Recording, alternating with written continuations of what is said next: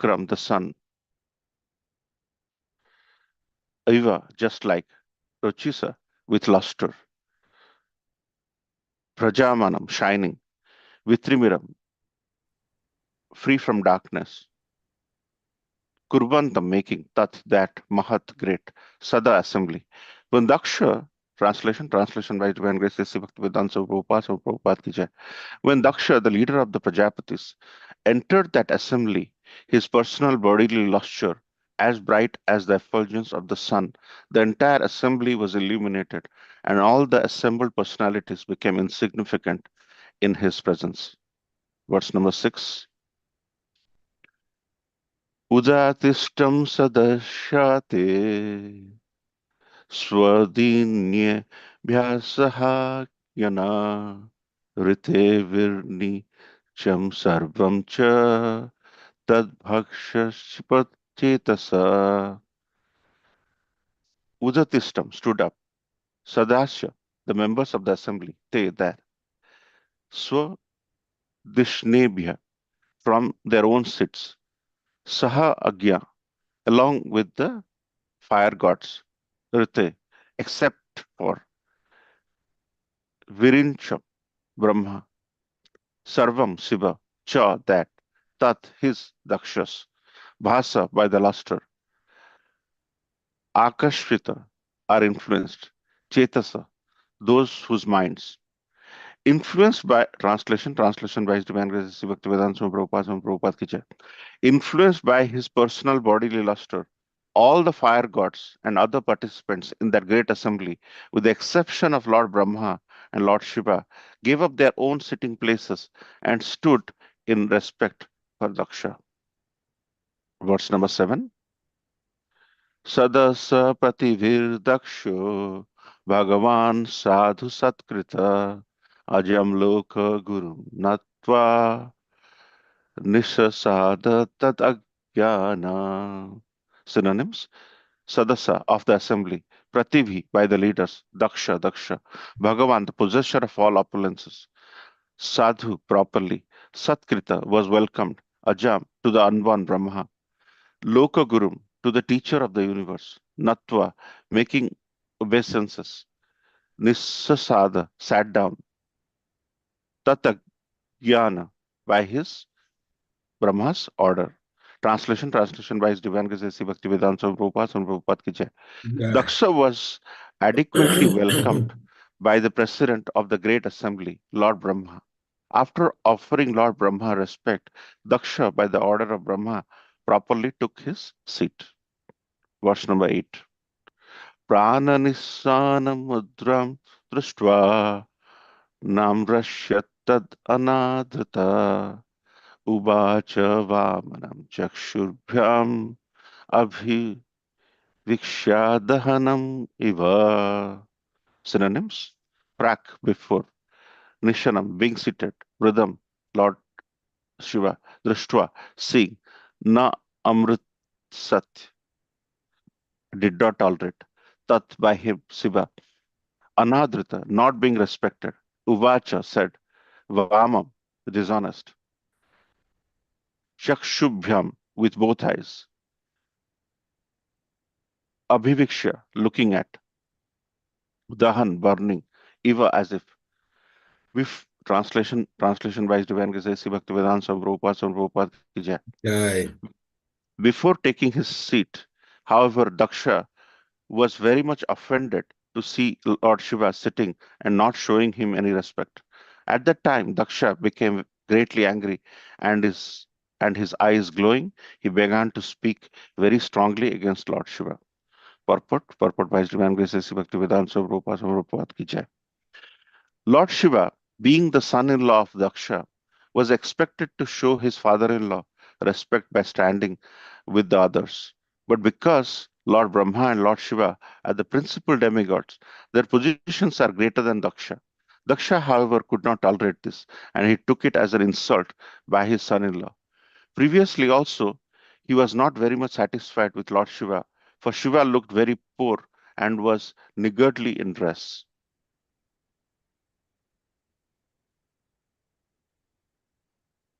ॐ अज्ञानातिमिरन्दस्य ज्ञानाञ्जनशलाकया चक्षुर्मणितं येन तस्मै श्रीगुरवे नमो श्रीचैतन्यमनोभीष्टं स्थापितं येन भूतले स्वयं रूपकदा मह्यं ददाति स्वापदान्तिकं वन्देऽहं श्रीगुरो श्रीयुतपदकमलं श्रीगुरो वैष्णवांश्च श्रीरूपं साग्रजातं सागररघुनाथामितं तं सजीवं साद्वैतं सावधूतं परिजनसहितं कृष्णचैतन्यदेवं श्रीराधाकृष्णपादान् सहगणललिता श्रीविशाखापितं च हे कृष्ण करुणा सिंधु दीन बंधु जगतपते गोपेश गोपिका कांत राधा कांत नमस्तुते तप्त कांचन गौरांगी राधे वृंदावनेश्वरी वृषभानुसुते देवी प्रणमामि हरिप्रिये वाञ्छकल्पतरुभ्यश्च कृपा सिन्धुभैव च पतितानां पावनेभ्यो वैष्णवेभ्यो नमो नमो जय श्री कृष्ण चैतन्य प्रभु नित्यानंद श्री अद्वैत गदाधर शिवास आदि गौर भक्त वृंद हरे Krishna Krishna Krishna Hare Hare Hare Ram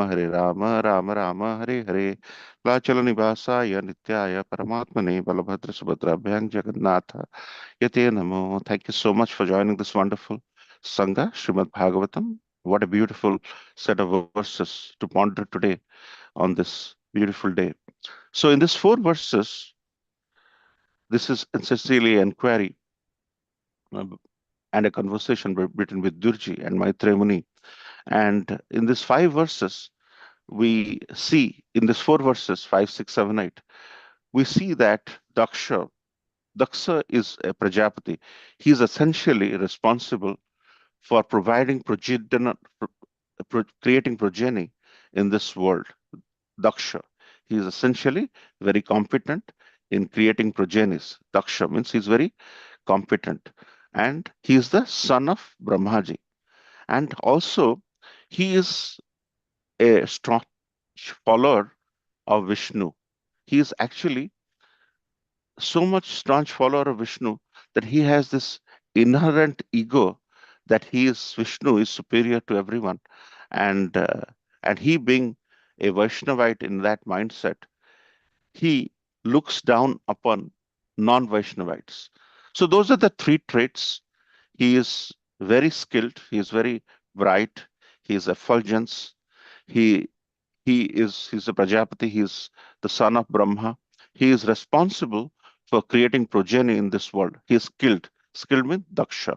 He is skilled in creating progeny in this world because Brahmaji instructed Prajapatis to create this world, and so that the world which is designed outside with mountains and rivers created as a secondary creation through Brahmaji is filled with a process filled with varnashram and so on and so forth. So, so these are the traits of Daksha. As it is mentioned, he is entering with a pomp and show into the assembly, the sacrificial assembly, where a lot of sages, a lot of big rajarshis, big kings are, and he is, how does he look? He is shining. His body is full of luster and he's entering a great assembly. So that's a setting of the stage of this activity, wherein Daksha with a pomp and show, with attitude, with a with lot of effulgence clothing he is wearing, he is entering a assembly with with filled with ego, and then when he enters, everybody in the assembly except two personalities stands up, as you see here in verse number 6. And Brahmaji and Lord Shiva, they did not stand up. Everybody else stood up. And this was observed by Daksha. So, so this is a situation where Daksha is entering with pomp and show. And when he enters, everybody other than two personalities stand up to welcome him with respect. And Daksha is observing that. We'll look at all these individual points and try to learn from this wonderful episode which happened some time back. And in the next verse, in this assembly, when everybody stood up and Daksha asked all of them who stood up to sit down. So there is that aura of proudness in so there is this aura of proudness in Daksha.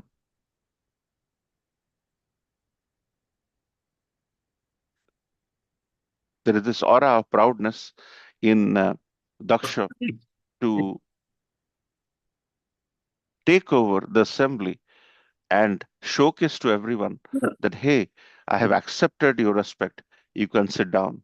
So you see how much proudness it was there in Daksha's ability to control everybody else, trying to control everybody else.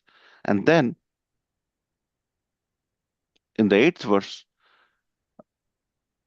Vyasadeva writes about how Lord Shiva being seated uh, and and then Brahmaji, after everybody sat down, Brahmaji welcomed Daksha into the assembly. But Lord Shiva is unmoved. And seeing Lord Shiva unmoved, Daksha's eyes, Laksha is effulgent as well, but his eyes started burning, as you can see in this verse. And Srila Prabhupada talks about his judgmental attitude because Lord Shiva looked very poor and was niggardly in dress. So we'll touch on so many aspects here in this four verses. This is a power-packed verse, set of verses, where how we should not be judgmental, how not to be judgmental at someone who is not wearing certain thing, like a Vaishnava attire, for example, in the temple, and we may be having that inherent judgmental attitude that he is not a Vaishnava through the external appearance, and how we should recognize this. So just take this episode in your hearts as we discussed this next points in this verse. So as you can see, both there is assembly. You see, on the left, Sukadev Goswami as a Abadhut, as somebody who is pretty much not wearing anything, as a Abadhut is speaking Srimad Bhagavatam to Parikshit Maharaj.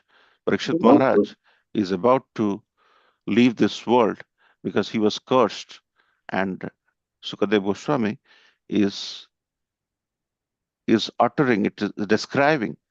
And Sukadev Goswami was is the son of Vyasadeva, and he is not uh, he's in trance and he's explaining Srimad Bhagavatam.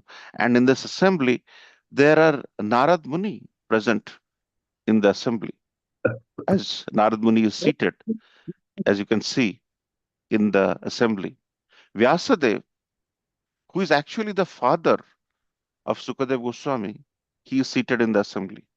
And there are many sages who have seated in that assembly. And these sages who have seated in the assembly later, so, Shonaka Rusi and others who were seated in that assembly, learned Srimad Bhagavatam from this wonderful assembly. And later in Namisharanya and so many other places, they have spoken Srimad Bhagavatam. So the essence of a situation, essence of a personality is not driven by the age, is not driven by his appearance. And here, Narad Muni, Vyasadeva, the descendants of Brahmaji, are giving importance. The father of Sukadev Goswami, Vyasadeva, is hearing Srimad Bhagavatam from his son in assembly. So when you hear exalted personalities speak, what they're doing, they're glorifying something which is more exalted. So at that time, their age or their appearance, here Parikshit Maharaj was a Abadut. But look at the respect everyone else, even the father of Sukadev Goswami, is hearing the utterances of Srimad Bhagavatam coming from the lotus mouth. of Sukadeva Goswami, who is actually his son. And there are references by our acharyas where Narad Muni and Vyasadeva are talking to each other and at acknowledging the importance of hearing a top level scriptural reference from a devotee who may be of lower age, maybe of lower dress quality. As you can see, Sukadeva Goswami is Abadhut. So, how we should not be judgmental in looking at other people's dress and external appearance is signifies here. And how to understand the importance of a position is reflected here. The position, when somebody is giving a class, at that time he is representing Vyasadeva. That's why he is on a Vyasasan. And when he is representing that, he the so whenever we see somebody, and why we pay obeisances to that person in the temple, because he is a servant of the Supreme Personality of Godhead. He is a Vaishnava, and you are not offering to XYZ, you know, person XYZ, Mr. Gupta or Mr. Sinha or whoever. You're basically offering obeisances to the servant of the Supreme Personality of Godhead, and he is very respectable in that sense, not by his name, but because of the service he carries forward. So it is not his appearance which is important for us to be judgmental about, which Daksha, as you can see, first of all, he was very proud to start with. And then the position of Lord Shiva and Lord Brahma has to be understood that Lord Shiva is a Param Vaishnava. Vaishnavanama Yatha Sambhu. He's the topmost Vaishnava. But even Daksha, as he was a Vaishnavite in its mind, we should understand these two pictures in our life when you look at this verse and recognize that in one situation you have somebody who has no caring for his dress and how people are hearing him with rapt attention, with absolute no attitude, with no age in the criteria. But on the contrary, you see another assembly on the right where Daksha is getting fired up, getting humiliated for the wrong reasons in seeing Lord Brahma and Lord Shiva seated. And at that time, he is not focused on the sacrificial arena. So, whenever we come to a temple and we are very much focused on the non important, cheap tactics of looking at somebody's attire, looking at somebody's behavior, and be judgmental, he came late, he came early, then actually, unless the person knows what to do and he came late, it's an issue. But generally speaking, having that mindset of having attitude, looking down on somebody in our mind. And if you think nobody is knowing that, we are gravely mistaken, because Krishna is an unheard and he knows how cheap we can by looking down at someone and trying to make some impression about someone, as Daksha is trying to look down on Brahmaji and Lord Shiva. And then there are other things which we really don't want to talk about, because we want to focus on this verse as much as possible and try to extract as much understanding in our lives so that we become better in our sadhana. Never ever try to be judgmental by the outer appearance of someone. As you can see, contrasting picture which showcases the importance of humility. And that's the reason why Srila Prabhupada, when he came to Hyderabad in a instance, and he asked one of his disciples to write a book or a manual on how Krishna consciousness is the solution for the entire problem of the world. As in, once you become humble, once you start not becoming judgmental, you shun envy, you shun looking down at others, you become better persons. Even if you may not become a better devotee, but you'll become better persons just by referring to these pictures in our mind as to how to be humble, how to be respectful for the knowledge the person is sharing from the Vyasas, and how we should be how we should be mindful of someone's because he has taken enough time in understanding the scriptures and conveying the scripture in a way which is very uh, relevant to the situation which is being presented here, and not the age or the external appearance. And and that is the reason why we should always be introspective of ourselves, self-reflect on how we become better devotees, in the sense that how we should not be judgmental. So these four verses teaches us the misdemeanor in the part of Daksha, in his ability to look down on Lord Shiva, who is a topmost Vaishnava. If we have to learn, his dress was shabby, his body, as La Prabhupada mentions, that he was looking very poor and was niggardly in dress. But that doesn't undermine the importance of a great Param Vaishnava, Lord Shiva. He may be filled with ash, which is smelling not well. He may be filled with, skins of animals he's wearing at that point in time, which is not relevant for a sacrificial arena. But Daksha has no right in his capacity to undermine and violate the respect Lord Shiva possess.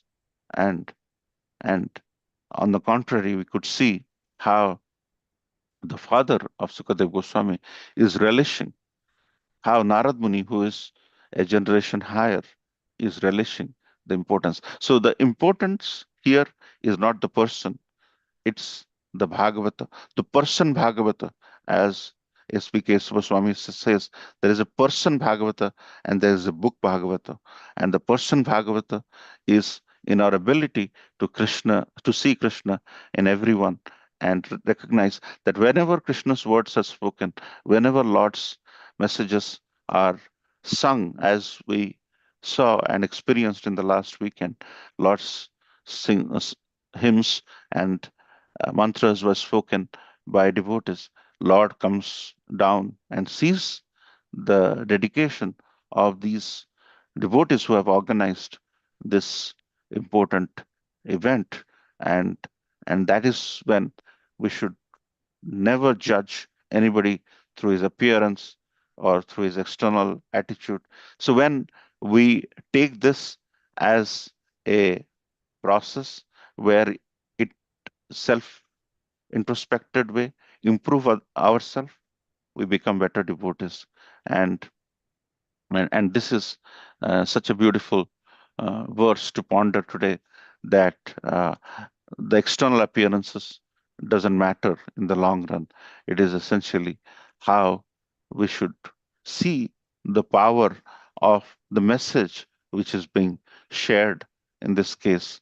In this case, the two examples which we discussed today, the importance of Srimad Bhagavatam is so much that when somebody speaks, that ability to recognize the importance of the message is so high that it doesn't matter who speaks at that point. Whoever speaks by virtue of the power of the message.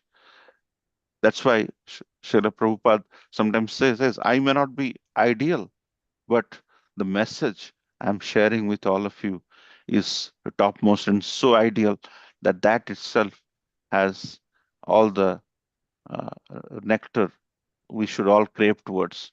And that is where we should become a bee seeking nectar.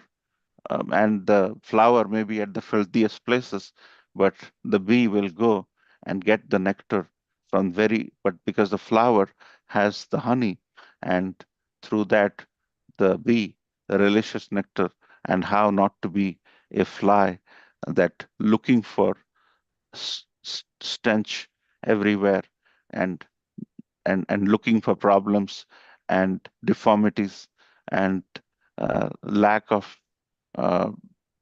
appearance, and appearance uh, in others and try to be judgmental.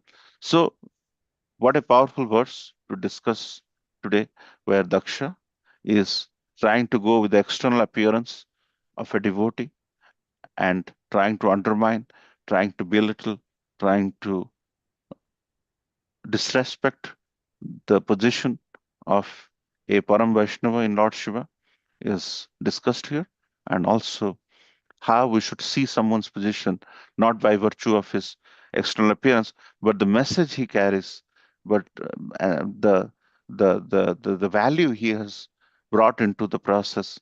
That's the reason why there are many unsung heroes in our lives, and always when we start respecting these unsung heroes, we better we become acknowledging to our uh, and it basically makes us free from envy, free from many of the anarthas in our lives, and at the end, we become better um, devotees and better human beings. So, Krishna consciousness, as Srila Prabhupada has always professed, is a solution for everything. Because all these tenets you learn from Krishna consciousness makes us better human beings. How not to be judgmental, how to be humble, how to uh, see the message in a situation rather than the person delivering it, and the appearance of the person, the stuff he's wearing, and how the message becomes so important. And we should, as honeybees, we should seek to gain that message and not get infuriated or get judgmental about the person sending the message in terms of how he or she is wearing whatever appearance he may be. So appearance is very little. The message is important. As we saw, Srimad Bhagavatam is important. The bearer of this message is important, and not the real appearance, not just by wearing dhoti and tilak, you don't become a Mahajan. You become Mahajan by virtue of recognizing these tenets, which are explained in the scriptures, and following it, and gradually you shun it over a period of time, and then you end up becoming very dear to Krishna because you have become inert to these aspects of uh, looking down on others and being judgmental. So let's on this day, let's take this verse seriously and follow some of the principles we discussed, and hope we better become devotees at the end of the day. Thank you so much for your kind attention. Srila Prabhupada ki jai. Hare Krishna.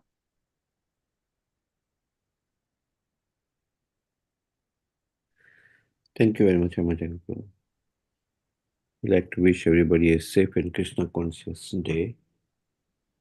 I would like to offer prayers to the Supreme Lord by chanting Hare Krishna, Hare Hare Krishna, Krishna, Krishna Krishna, Hare Krishna Hare, Krishna, Hare Hare, Hare Hare Rama, Rama, Hare Hare Rama, Rama, Rama Rama Rama, Hare Rama, Hare. Hare Hare.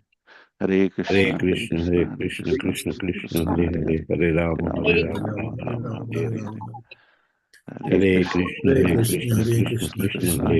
Rama, Rama Hare Rama, Rama, Rama Rama Rama, Rama, Hare Hare Hare. Hare. Rama Hare Hare.